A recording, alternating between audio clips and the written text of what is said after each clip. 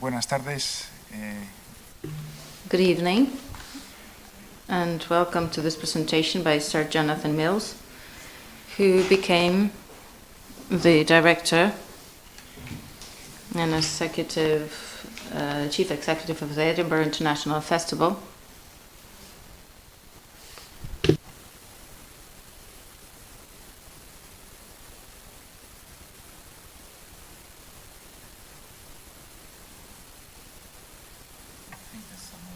Yes, I think so.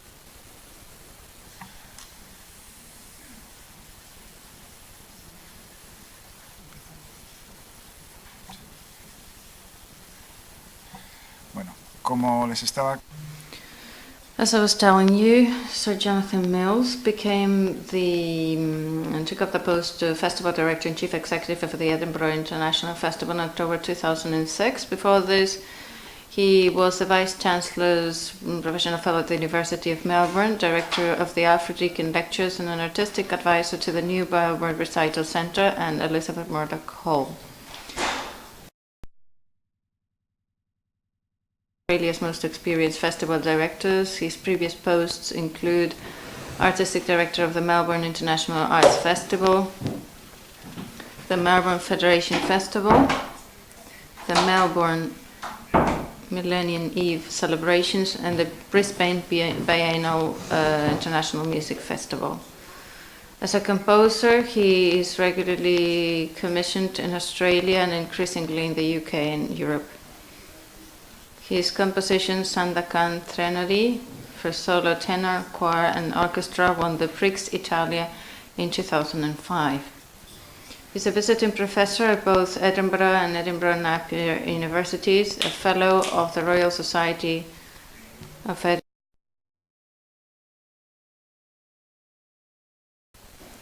He was appointed Officer of the Order of Australia in the Queen's Birthday Honours in 2011 and awarded a knighthood in the Queen's Birthday Honours in 2013. Sir Jonathan Mills.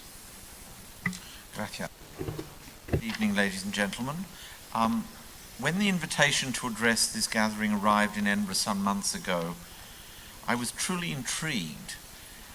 A forum on cultural infrastructures, no less, something that is very dear to my heart and which is a very contentious subject. I was unaware of the existence of a forum with a specific focus on cultural infrastructure, though like so many in this room, I'm sure I live with the ramifications of policies and planning decisions taken by an array of political leaders in which good intentions abound, but which are too often confused by all manner of unintended consequences, both benign and adverse.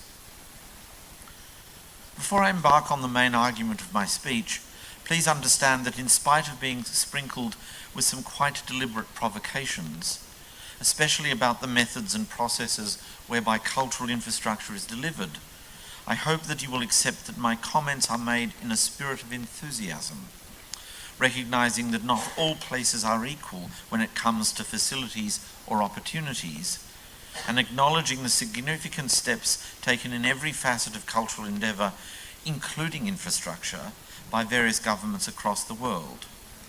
I certainly do not want to discourage governments and private enterprise from investing in culture. Far from it. Rather, I would urge that priority be given to those activities that are both sustainable and distinctive. I've been asked to make some observations from the perspective of a festival director on the main theme of this forum, namely the Arts Festival Revolution, and with special emphasis on the potential for festivals to transform urban centres, both large and small. I assume this refers to the exponential rise in the number of mainly cultural events across the globe, calling themselves festivals, rather than any political uprising caused by the egomaniacal characteristics of some of my professional colleagues. Whether any of these so-called festivals qualify to be described by an historically responsible definition of that often misused and misapplied word is indeed another matter altogether. Whenever I start work on a festival program, I'm always inspired by a wonderful quotation from the French philosopher Maurice Merleau-Ponty, who said, "Just as places are sensed, senses are placed."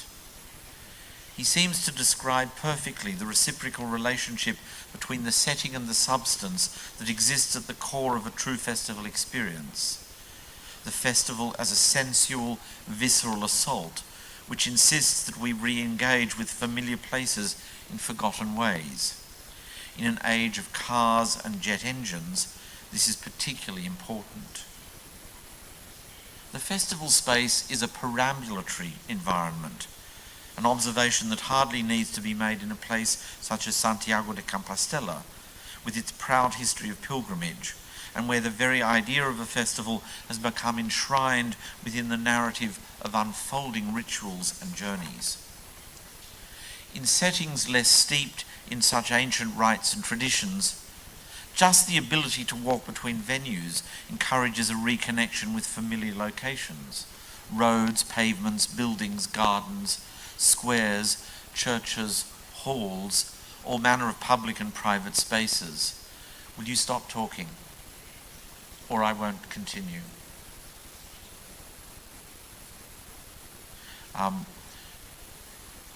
Pavements, buildings, gardens, squares, halls, all manner of public and private spaces, familiar surroundings which we whiz past and too often take for granted, or experience fleetingly through a glance from a car, bus, train, or plane window.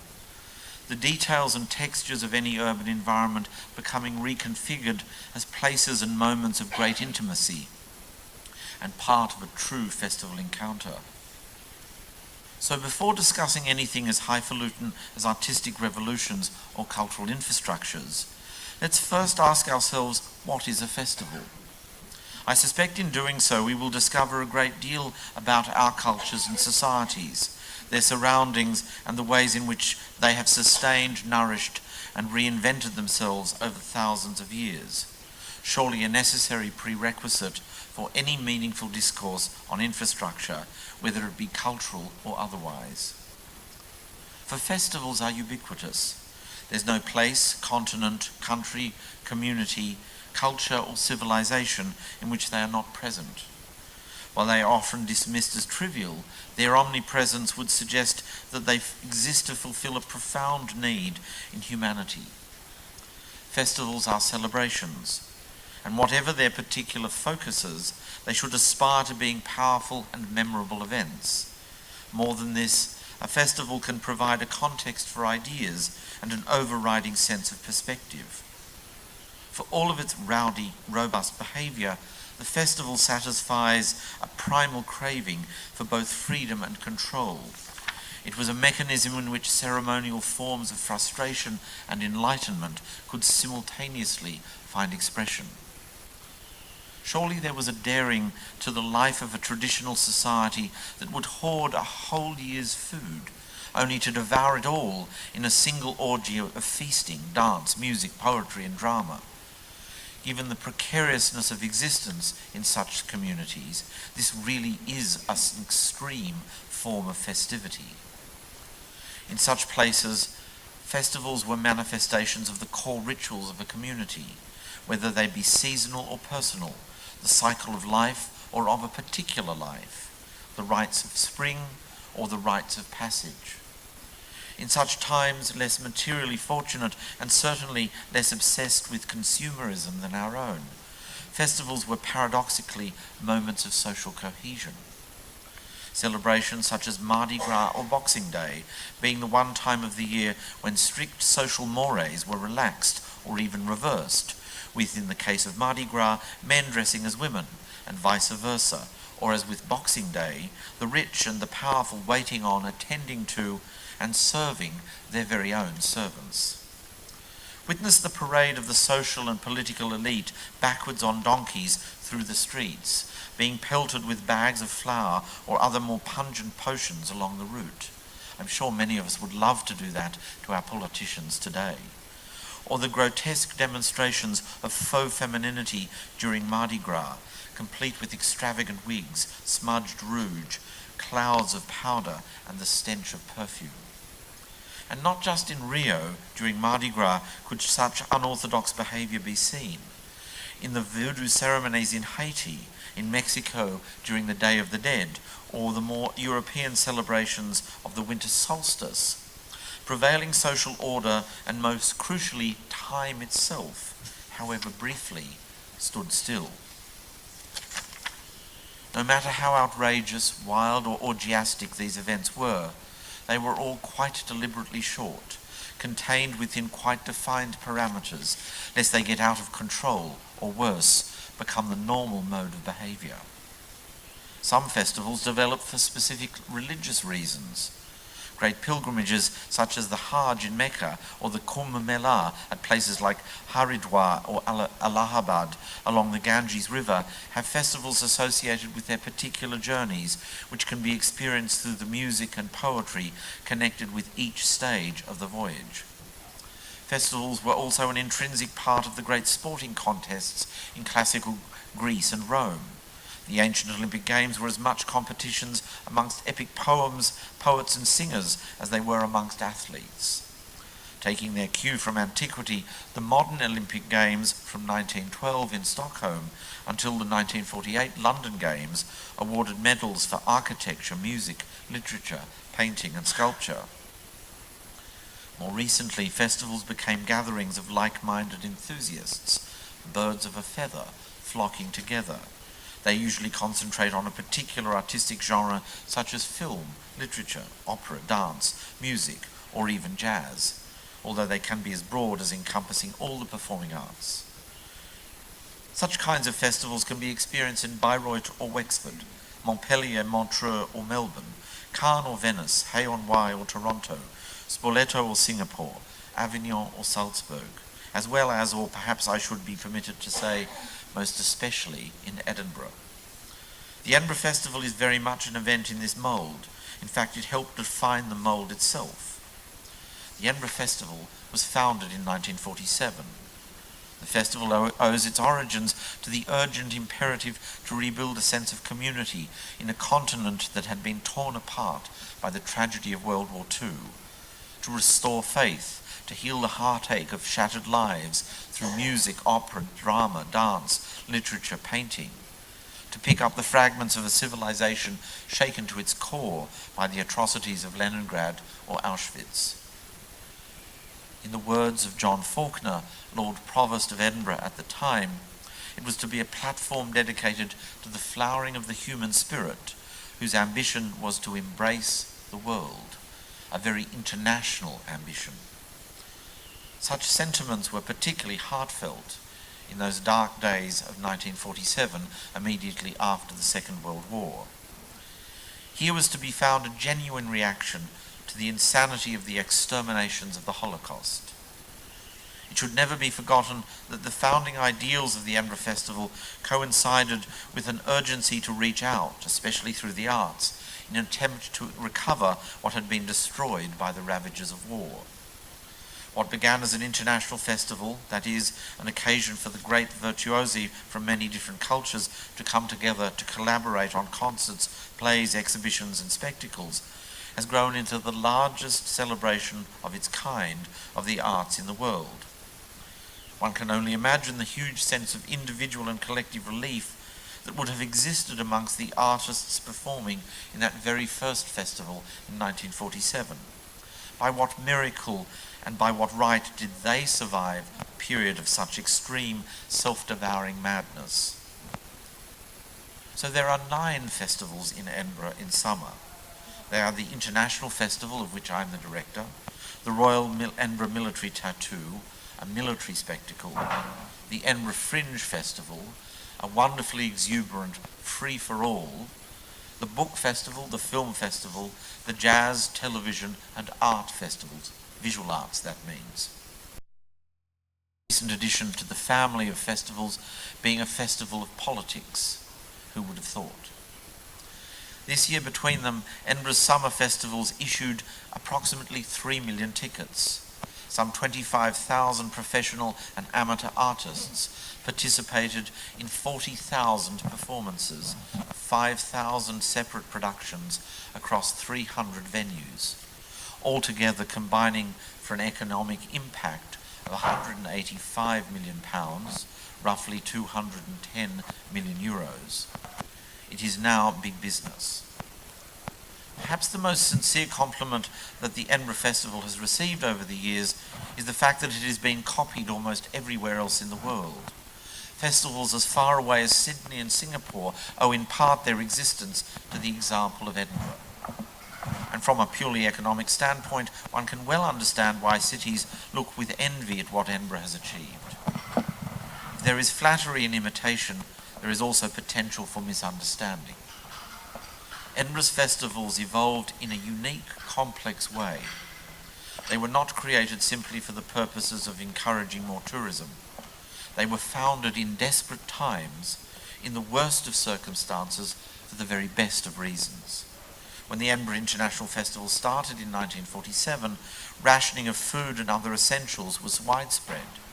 Due to the ravages of war, only a handful of cities within the UK remained sufficiently intact to even contemplate such a similar venture. Accommodation was scarce. People had to offer visitors beds in their own homes. But through all of these unusual machinations, something worked. Perhaps a celebration of the arts expressed through various different cultures that were brought together in that very first festival in 1947 went some way towards filling a deep-seated need in people who had suffered so much trauma.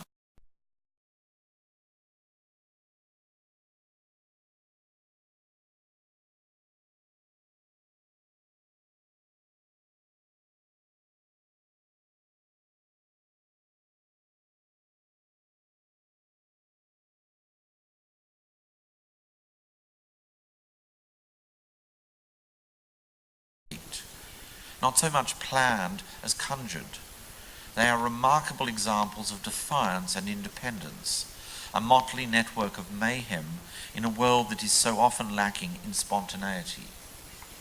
So if I am permitted to offer a small piece of advice and a word of caution in anticipating your festival-inspired revolutions, by all means explore the very genuine potential of a festival to provide a city with a renewed sense of ambition and civic pride.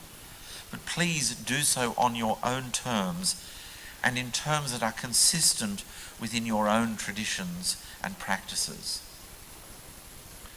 Cities as dispersed as Los Angeles or Sydney, or cities with populations as large as Tokyo, Mexico City or Mumbai, are at a distinct disadvantage when compared to cities like Edinburgh or Avignon.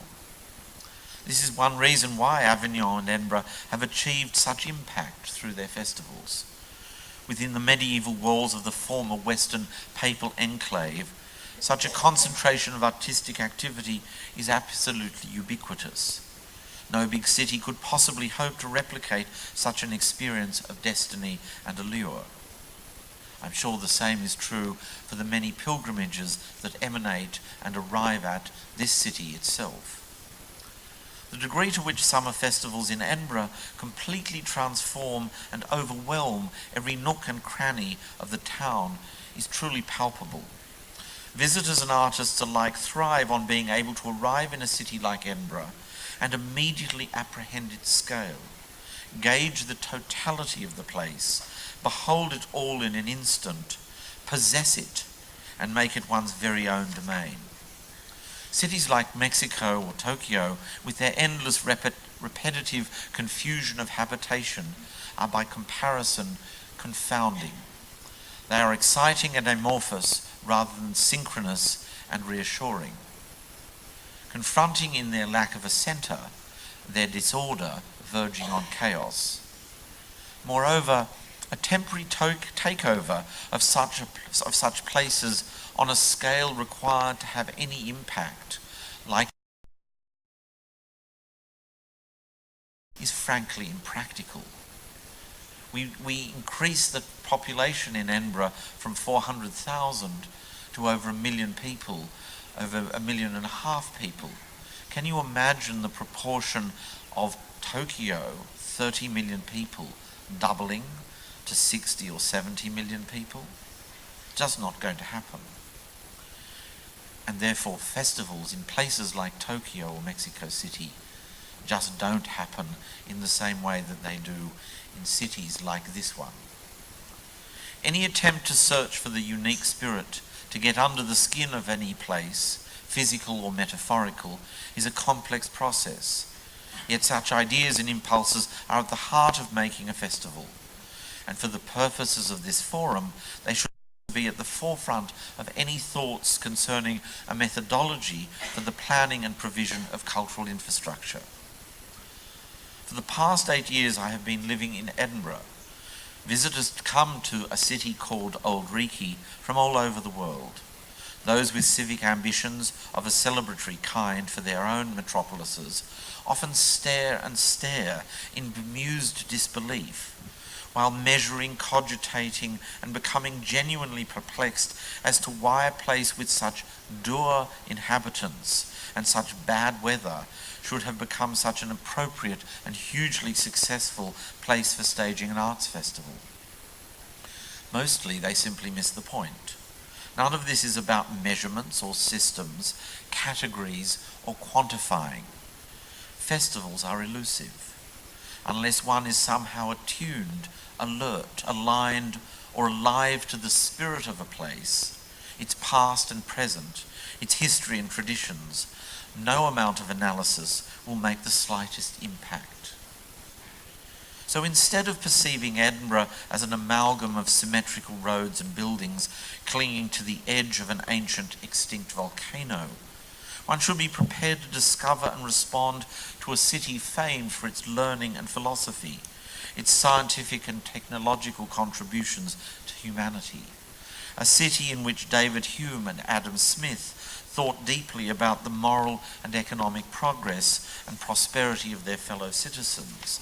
A place where James Clerk Maxwell and Alexander Fleming discovered dimensions to existence that were unimaginable to previous generations, and without whose discoveries of electromagnetism or antibiotics, our lives today would be inconceivable. A city of simultaneous enlightenment and endarkenment. It's very light and it's very sinister.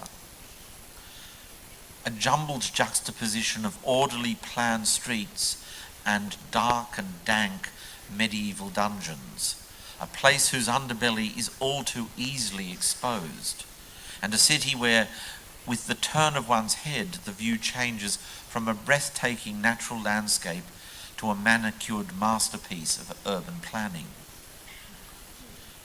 The eminent Canadian urban activist Jane Jacobs encourages us to look and listen to cities as dynamic systems that rather than static collations of physical assets. With her accent on community awareness and eyes on the street, she proposes an entirely different approach to imagining a city, as something more akin to an ecosystem than an assemblage of bricks and mortar. I'm very privileged in my role as director of the Edinburgh International Festival to be able to connect with a huge variety of performing and visual art and artists in a great diversity of contexts and circumstances. I have visited a large number of cities and been able to experience them through the eyes, ears, taste buds, touchingly subtle caresses and multi-sensory imaginations of some very talented artists. Artists are an extremely useful companions in the process of rapidly discovering the essence of a place, of a city. As a festival director, I have been able to experience many different sorts of cities at different stages of their urban development with diverse histories, the designs of which are the results of quite distinctive social or ecological, religious or philosophical attitudes and conditions. Despite such radical climate, cultural and climatic conditions, modernity is starting to take its toll, even on these most distinct cities that I can imagine. My own story is not so much a tale of two cities a narrative which might begin with the all too familiar Antipodean and rather atavistic transplantation back to the country of my ancestors, from Australia to Scotland. A yarn stretching from Melbourne to Edinburgh, in contrast to a stark Dickensian comparison between a febrile revolutionary Parisian zeal or a rather more detached and ironical Londonian mercantile pragmatism. Or for that matter, a tale of the 200 cities that I have visited as part of my festival odyssey while I've been in Edinburgh. Sadly, it is increasingly a story of numbing similitudes, into which has recently been introduced some grindingly incongruous common elements. Not just modernist monolithic skyscrapers in earthquake zones, or subways built on floodplains. Not just these things that are so seemingly inappropriate, but surely is it not the simultaneous tragedy of our time? City, whether it be European, Australasian, Asian, African or American, is becoming a carbon copy of every other city, polluted, congested, unsustainable. Our planet is shrinking, ecologically and metaphorically. The march of humankind is causing vast tracts of natural landscape, ecosystems teeming with diverse species, some of which we may never know, to disappear. When a rainforest is torn down, it is not just the ecology that is affected or the oxygen that is depleted. It is most particularly the human relationships with specific environments and places that are destroyed. The poetry and songs, the stories and rituals, the intimate knowledge alongside the memory of unique locations that vanishes as well. The ways in which cultural infrastructures are determined and designed is unfortunately too often a reinforcement of a very similar, seemingly inexorable process. As a partial iteration of some of the ideas to which I have just mentioned, you might be surprised to discover that the design of almost every contemporary theatre and auditorium similarly owes its origins to a pair of buildings initiated by just two individuals, one of whom I'm sure you have heard of, the other a bit more obscure, and to a very specific moment in time between the late 16th and early 17th.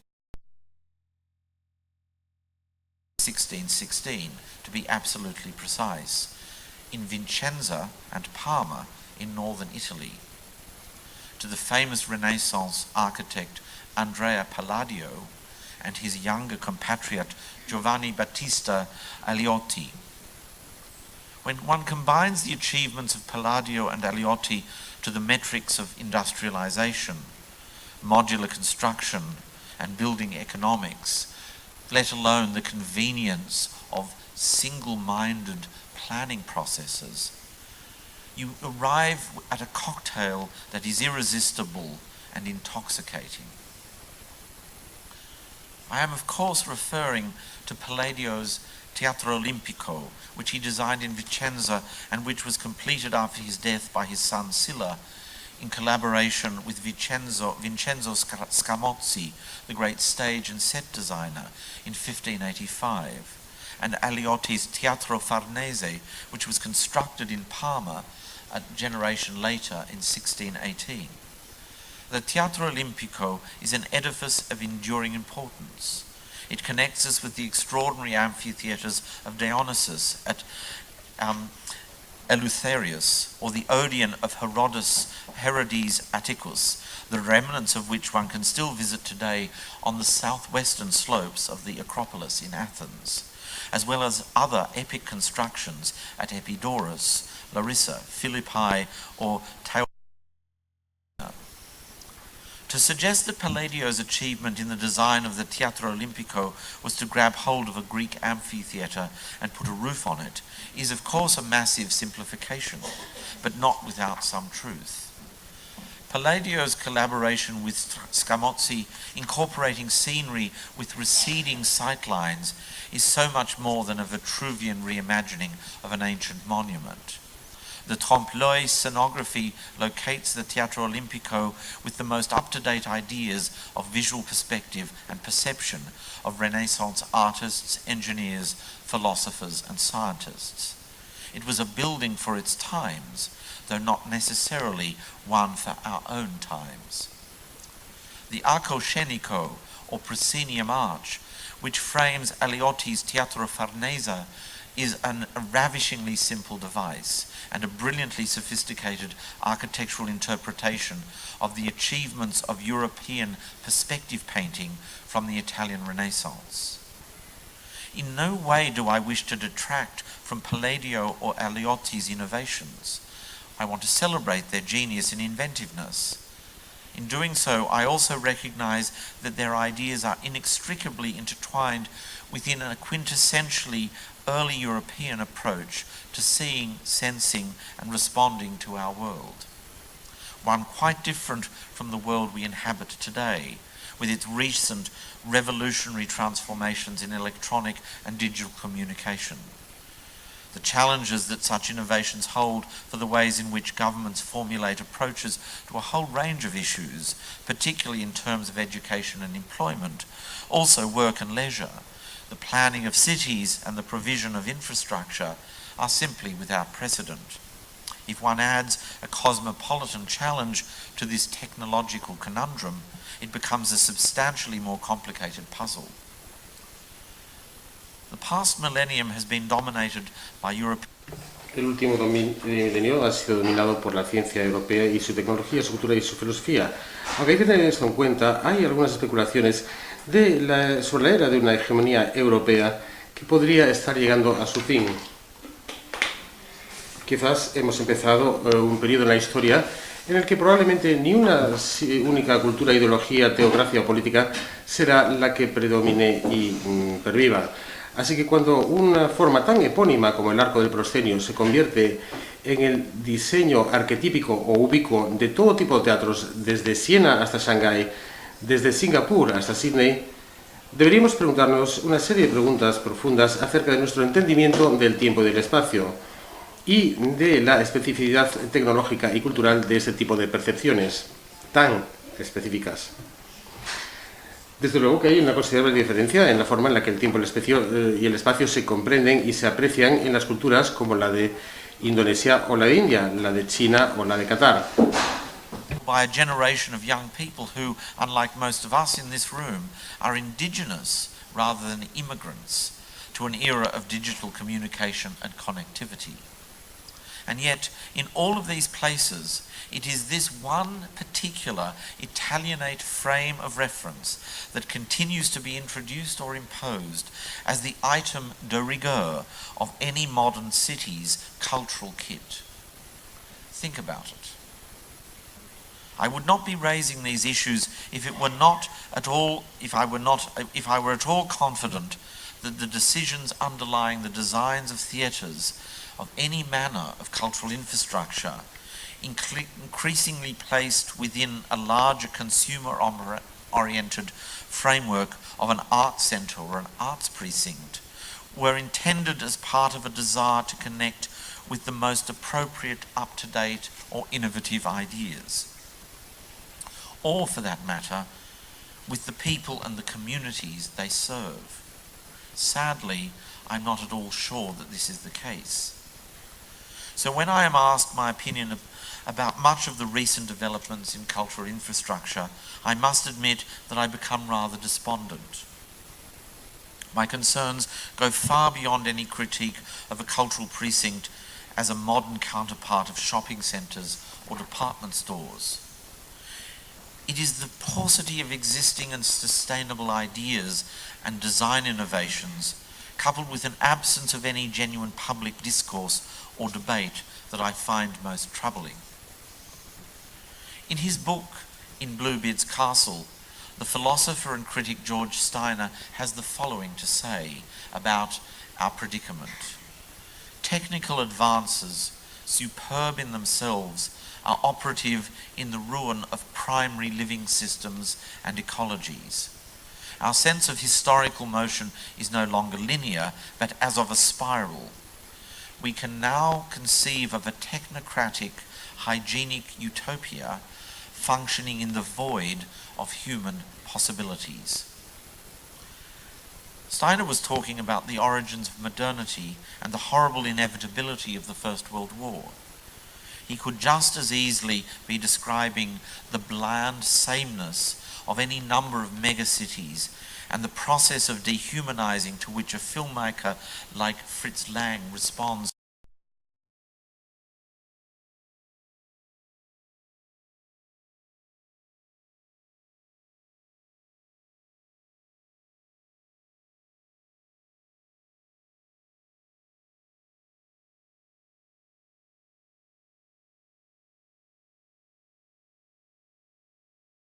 Nor because I'm worried about the long-term maintenance costs associated with the kinds of buildings that we're in at the moment, and which, if we're not careful, will expend every available euro, dollar, yuan, or pound, and diminish any possibility of funding genuine artistic innovation. Nor because of my dismay at the bureaucratization of the cultural sector, including or perhaps especially cultural industries, but simply because as a festival director, I know and I have experienced and I have witnessed that there is a viable alternative that is far more interesting, radical, simple, and inclusive. Such an alternative begins in almost the opposite way to a centralized, politically charged decision to build some grand monument. It is in the best sense simultaneously both truly revolutionary and counter-revolutionary, in that it is concerned with powerful ideas driven by ordinary citizens of talent. More often than not, it starts in small places, in the recesses of individual imaginations, in the nooks and crannies of our minds, with a hunch or a notion, not even half an idea. It gains impetus with a strong and abiding understanding of one's place in the world. It needs to connect to other ideas. It is a thought described by Nietzsche when he wrote, "Marketplace and far from fame occurs all that is great," and which becomes the academia of Monteverdi, the studio of Gropius, the Schola Cantorum of Bach, the empty diary waiting to be filled of Wordsworth.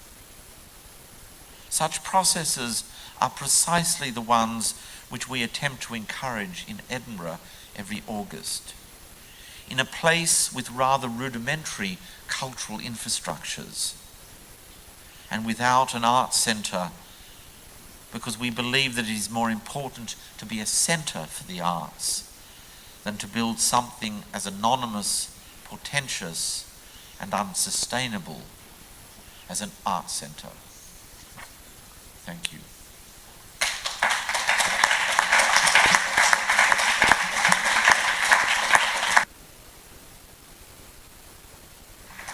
Thank you very much. Abrimos el turno de preguntas. So we now open a round of questions and discussion. ¿Alguien? Does anybody wish to ask a question?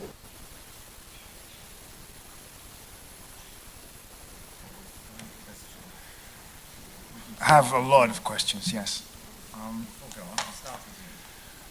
When you talk... We warm everyone Yes, up. okay.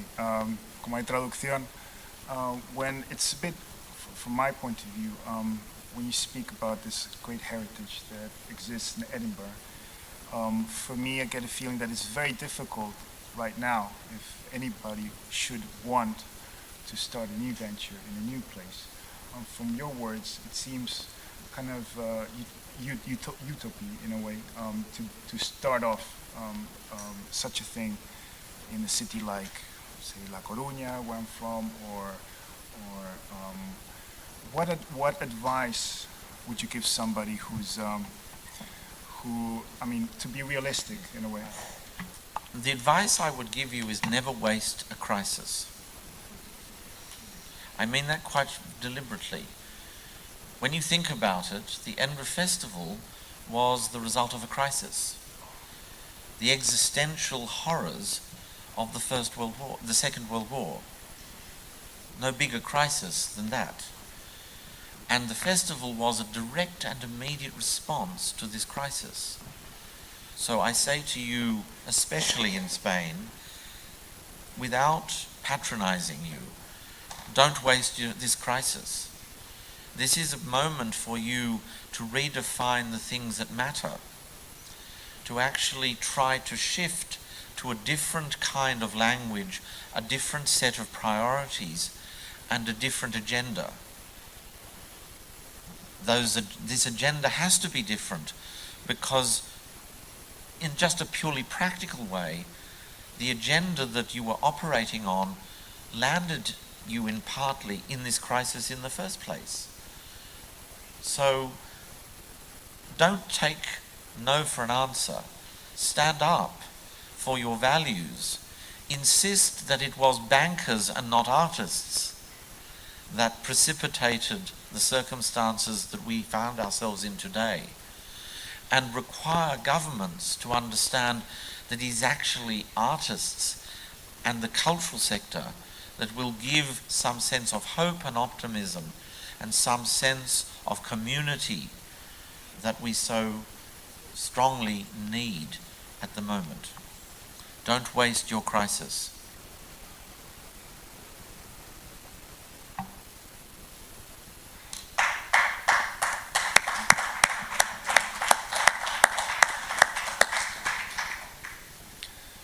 Nadie más. Creo que ha sido realmente una ponencia fascinante y I think it's been a fascinating lecture, and I think that we all have a lot of food for thought.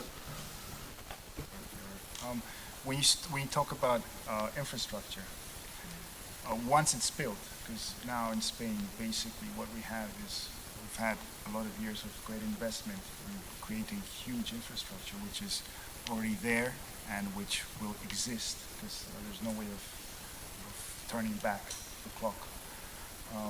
Is there a solution, do you feel, with these great buildings, which basically most cities in Spain have? I'd start with the car parks. I'm joking, of course, up to a point. But what I mean by that is, don't start with the buildings as some bureaucrat told you they should be made. Start with an artist, and start with a way in which an artist can show you how to completely shift your perception of that building. And start with the sense that where you ask a very simple question. It's what I call the car park proposition. If this is a true art centre, are you prepared to do something in the car park without the cars at the dead of night as a ritual between when the cars leave and when people wake up again in the morning? Because there will be artists, if you give them this freedom, they will come up with something extraordinary. It might be the most wonderful visual art spectacle that you've ever seen, a la Banksy. But it also might be a brilliant set of performances that feel uncomfortable in the plush surroundings of a beautiful theatre, but are desperate for something more rough and ready that you can experience in the car park.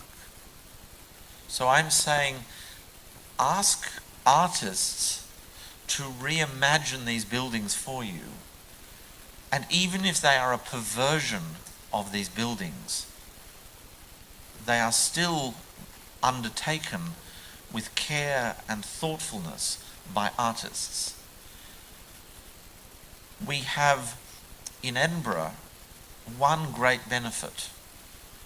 We didn't have your infrastructure. We think in some ways it's a disadvantage, but ultimately it's an advantage, because if you don't take the city as you find it and invite the artist to animate that city as a place of memory rather than some contrived intervention. It's so much easier to do this. And when it starts to break down, well, maybe this too can be an opportunity. Removing parts of the building, reimagining it, as long as it's not a threat to safety. Think about these spaces not as an impediment, but as an opportunity, and ask artists to reimagine them for you. That's what I would be doing. Turn them on their head. Make the most important part of a building the one that a politician is least likely to be inhabiting. And you will have done something really interesting. Pues, thank you very much. Con estas sugerencias. With these suggestions, we can conclude the presentation for the day. Thank you very much.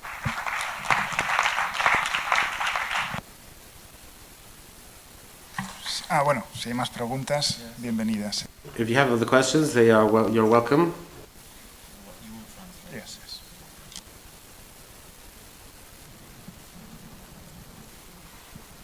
Buenas tardes. Good afternoon. I agree that your presentation has been very enriching. And we need to digest all that has been said in order to ask a question. I work in cultural management. I have worked in the spring spring festival, and I'd like to know at the Edinburgh festival with the sponsors and the brands.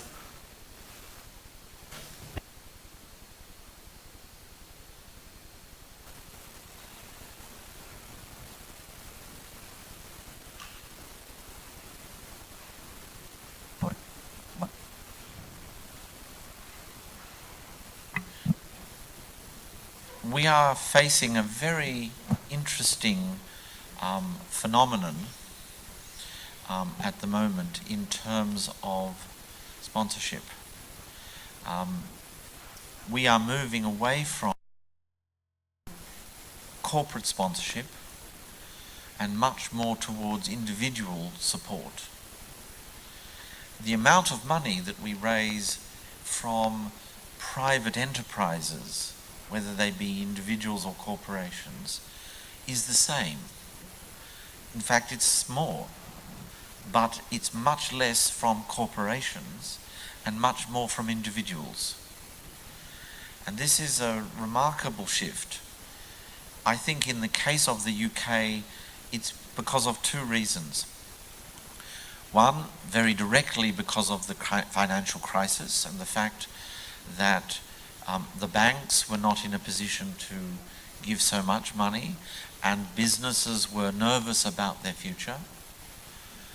But also, in a more positive sense, individuals felt a greater responsibility to give their own money to those things that they believed in. And somehow this is balanced out. It is an ongoing struggle. It is very complex, and it's not easy.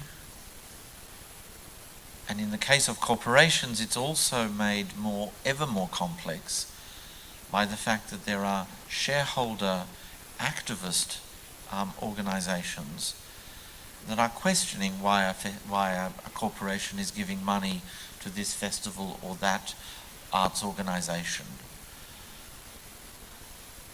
What we have to do is reach out and show that we are a resource for the community in which we exist. That way of demonstrating our usefulness, how we are a resource, will differ greatly from place to place, because the priorities, the obligations, the economies of places are very different. But if you are not thinking outside of the artistic envelope, if you are not thinking about your responsibility to your community or your city, thinking about how you will engage with citizens, young people and old people, not just one or the other, you're not thinking the right way. And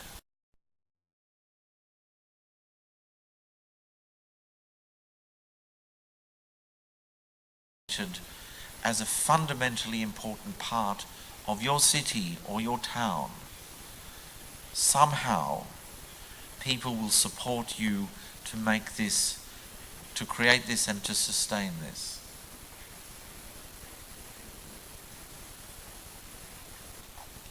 ¿Alguna pregunta más?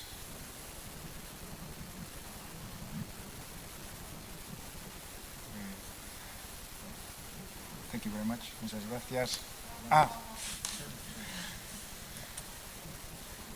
Buenas tardes. Good afternoon, evening. I'd like to ask you, how do you achieve to involve and engage citizens, and how do you organize the festival, engaging the artists at the different levels of programming? I don't know whether I have... Él comentaba que You were saying that by involving and engaging the artists, new ideas could arise. So I agree with everything that you have said, absolutely. How do we engage all the sectors in the programming and the decision making?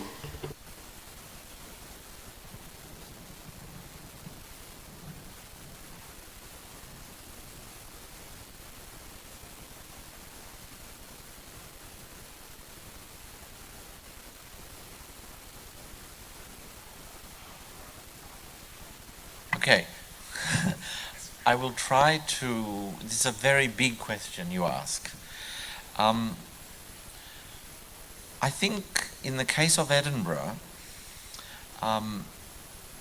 we were very lucky that it seems that starting an arts festival in 1947, when there was still food and petrol rationing, was a crazy idea. But what it did was it gave people a target, a goal, something to aspire to, and to move beyond the past. Because the past, from 1939 to 1945, was truly awful. It gave them something to think about that was optimistic. What it also did, simply because of the logistics and the organization of those very first few festivals, everyone had to be implicated. There were no hotels. There were far too few hotels. This wasn't a tourism promotion.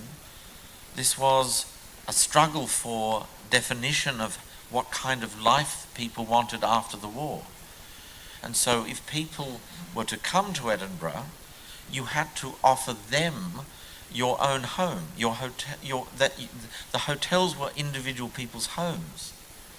It also had the benefit because you had a ration for some food, and if you added everyone's ration together, you had a better way of eating.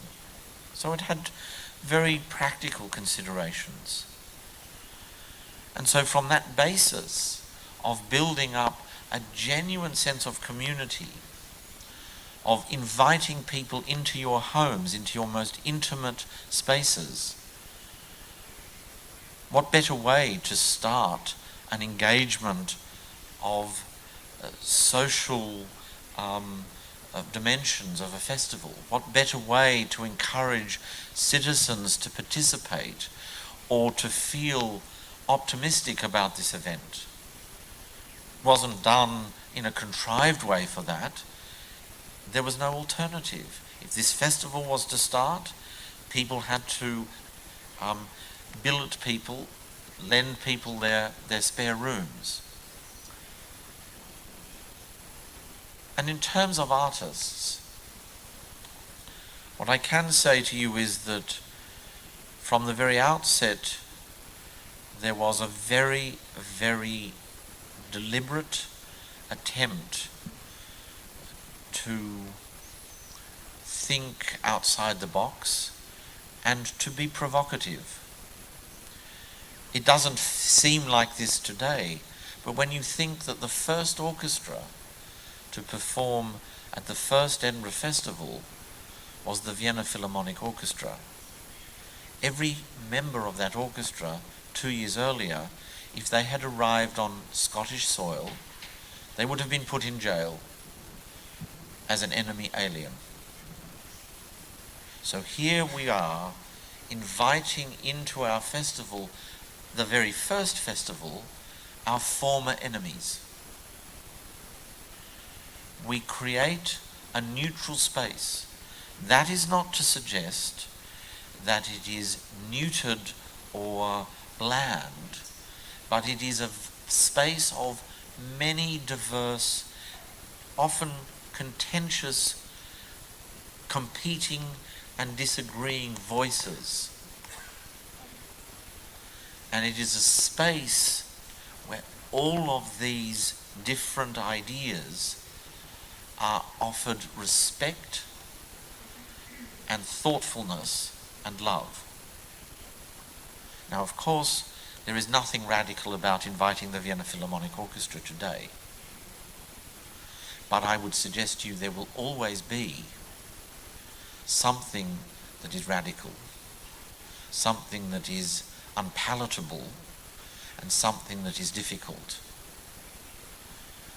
In the last couple of years, I have had many arguments with people about dancers and musicians from Israel.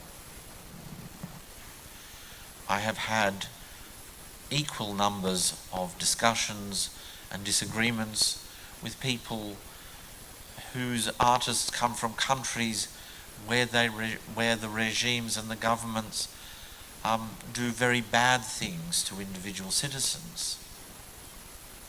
And I resist, and I think I'm right to resist, the urges to censor an individual artist and to assume that any individual artist or ensemble is in some way carrying responsibility for the actions of their government.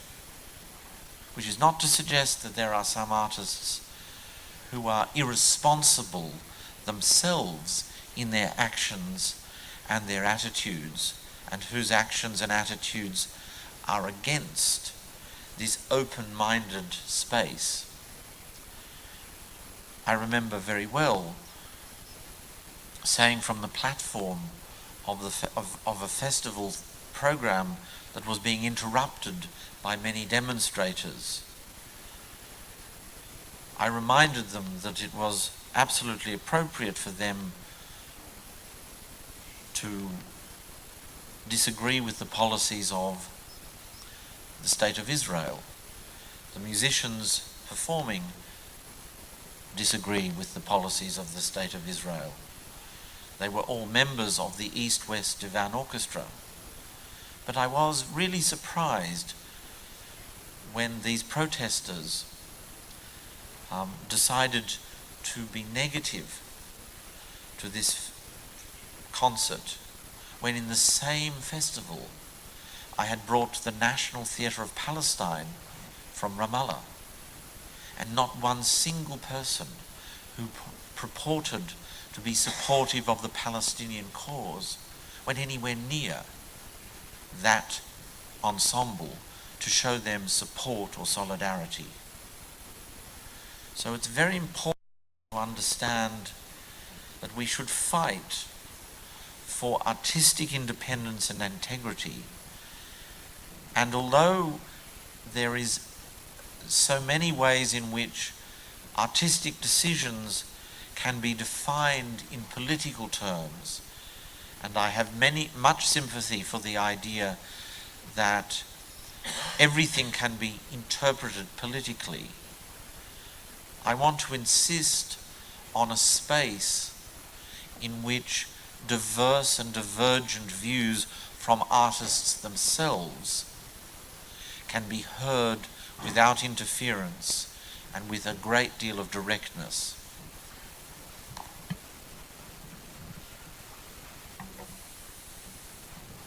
¿Hay alguna pregunta más?